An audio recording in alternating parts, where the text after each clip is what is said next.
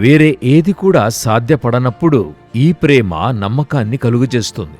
తనయందు భయభక్తులు గల వారియందు, తన కృప కొరకు కనిపెట్టు వారియందు యెహోవా ఆనందించువాడై ఉన్నాడు. కీర్తనలు 147:11. నేను మీతో ఒక కథ పంచుకోవాలనుకుంటున్నా. 21వ సంవత్సరానికల్లా మీ జీవితం ఆరంభమై ఉండాలి.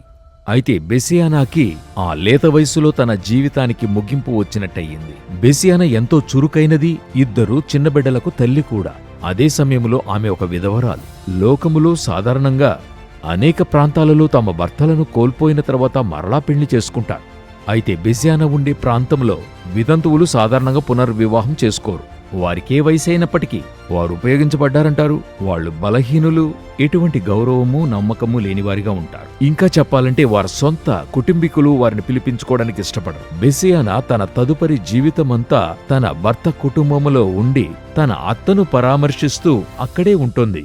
అయితే ఎప్పుడైనా ఆమె బయటికి వెళ్లదలిచినట్లయితే ఆ కుటుంబములో ఉండే ఒక వ్యక్తి ఎవరైనా గాని తీసుకుని వెళితేనే సాధ్యపడుతుంది, లేకపోతే ఆమె ఎక్కడికి వెళ్లలేదు. తన మనసులో మెదలిన ఒకే విషయం, తను తప్పించుకోవాలనుకుంటే ఒకే దారి, తను ఇక చనిపోవడమే.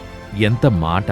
ఒక 21 ఏండ్ల ప్రాయములో. అయితే తరువాత బెసియానా రహస్యంగా ఒక క్రిస్టియన్ రేడియో స్టేషన్లో మెసేజ్ వినడం జరిగింది. అందులోని మాటల ద్వారా, పాటల ద్వారా యేసయ్యను ఆమె కనుగొంది.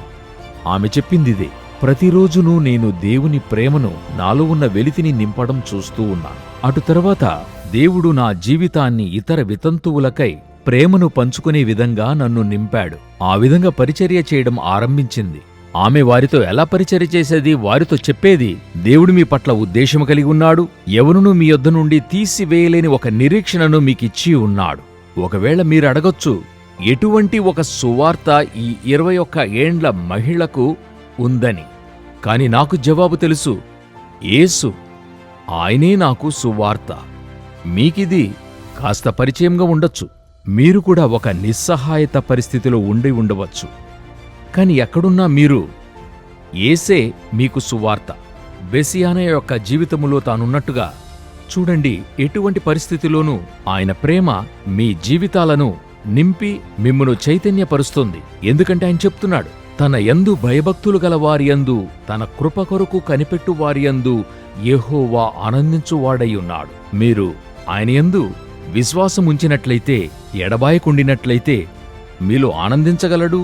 ఆయన మీ పరిస్థితులను మార్చగలడు. తన ప్రేమతో మిమ్మల్ని నింపుతాడు. అది మీ జీవితాలను మారుస్తుంది. దేవుడు మిమ్మును ఆశీర్వదించునుగాక.